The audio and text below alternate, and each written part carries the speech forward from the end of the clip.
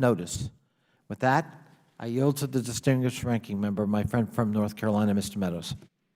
Thank you, Mr. Chairman. At the outset, obviously, Chairman Kiko, I'd like to welcome you and thank you for appearing here today. As you well know, this committee is charged with rooting out waste, fraud, and abuse in our federal government. And usually, when someone comes before this committee, it's because they've done something wrong.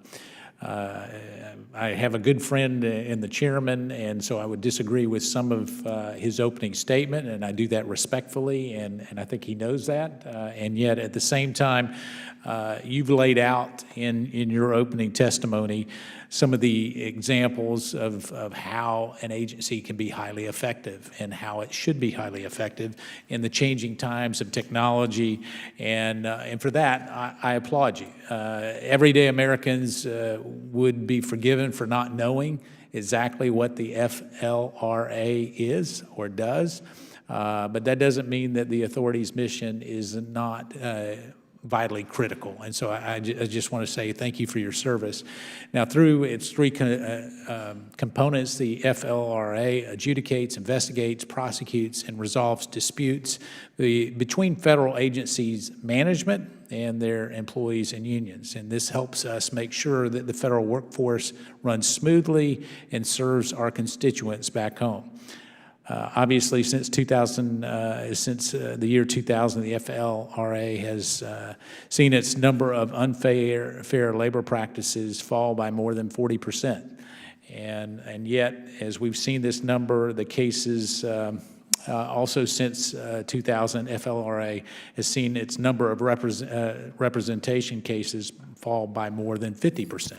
And so as we look at this, faced with this decline, it's only reasonable that you would look to consolidate and reorganize. That decision, Congress would hope that you would look at agency heads when faced with something that is difficult and challenging.